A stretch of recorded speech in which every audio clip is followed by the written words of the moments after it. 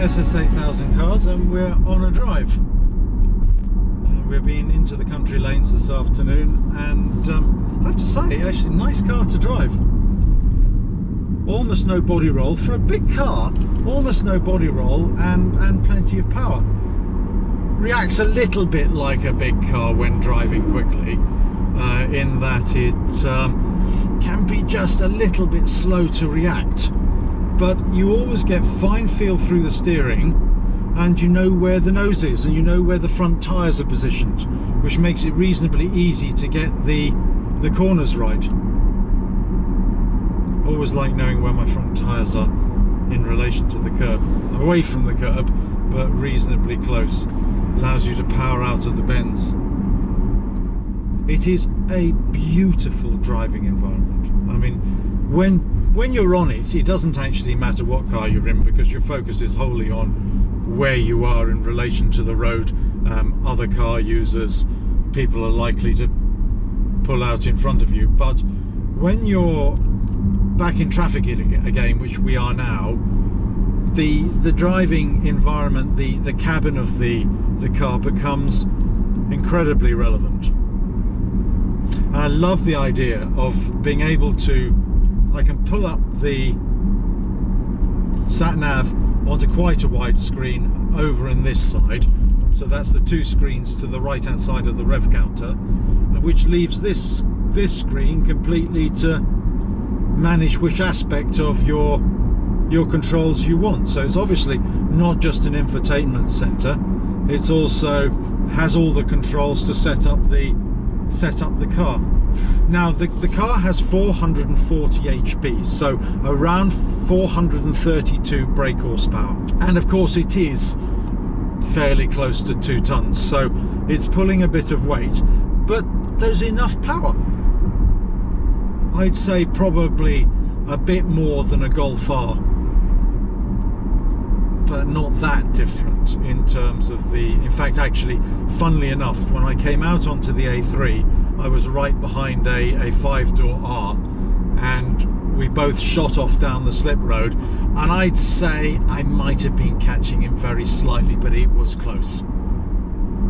Trouble with all these cars these days is they accelerate to 60 and beyond so quickly that really, you know, half your eye needs to be on the speedometers. One of the reasons I do like heads-up display, which I've not had since I had an X5, which had a heads-up display. I like the heads-up display very much, but I find a bit that even with the digital display in the middle of the rev counter, or towards the bottom of the rev counter, I do find you've just got to take your eyes off the screen for a second, where if it's actually projected about here, it's utterly perfect.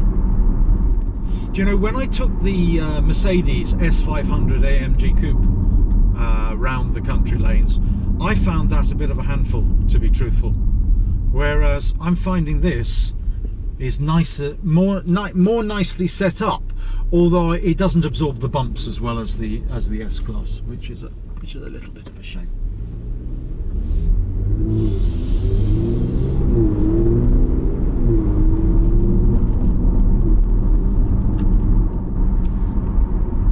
So would I have this car? Now there's an interesting question. Always the question I end up with, really, when the cars that I'm borrowing are borrowed cars rather than my own. Certainly when I had the last Panamera, it made huge sense because the kids were quite young, and as a consequence they were traveling with us a lot of the time. I think now I'd probably have to think about it, because it is a big car, and you never, even although it puts itself into corners and positions itself nicely, and it's easy to direct, you're still aware of all the space around you. You know, if you look behind you and you see, you know, 2 rear seats with tons of legroom for rear passengers that aren't there, I sometimes think, you know, it's a bit of overkill if you're driving on your own. But then on the other hand, to be offset against that is the beautiful driving environment, which is just so special. You know, was in London yesterday with the car, and I popped into Jack Barclay's in Berkeley Square and sat in the new Bentayga. As you're probably aware, they brought out a Bentayga diesel, and it probably has the most exquisite interior of any car on sale, in my opinion. But I wouldn't swap it for this, because for me, this is exactly what I want, because it's a combination of luxury and sportiness. Whereas the Bentayga, of course, is a combination of luxury and luxury with a bit of luxury thrown on top. So I definitely would have this above the Bentayga.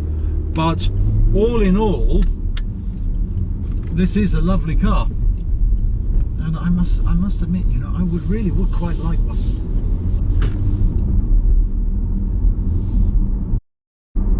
Yes, it's an Evora S. I like the Evora S, actually. I think it's a really cool car. You know, they're really tied down Lotuses. I think they're, from a handling perspective, they're magnificent cars. And I think over the years they will probably tie down. They'll get, the quality will get better and better and better.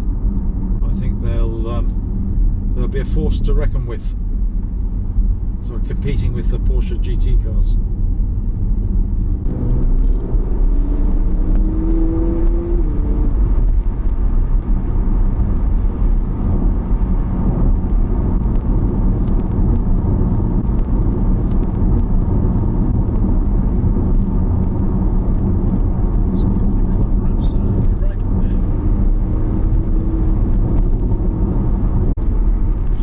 That I find in some cars is that when you change down quite a few gears, it throws you around a bit, but actually this doesn't. It's really neat. So once you're committed to the line, changing down a gear, it just holds its line, it doesn't skip on you. But I mean, I think, you know, this is one of the advantages of evaluating cars and certainly sharing it with you, but it also gives me an opportunity to try out the car before I make a decision on purchasing it.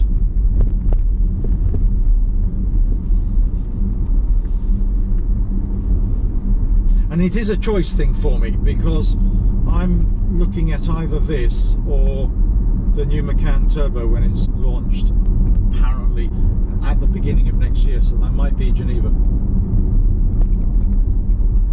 Macan is just a little more practically sized for me, but the trouble is the Macan doesn't have the basic driving environment of this car, and you know, you could go a long way before you.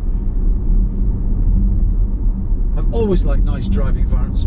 My third car was a Jensen Interceptor, an Interceptor 3. It's going back a long time, and obviously this car wasn't new, because even that would make me very old.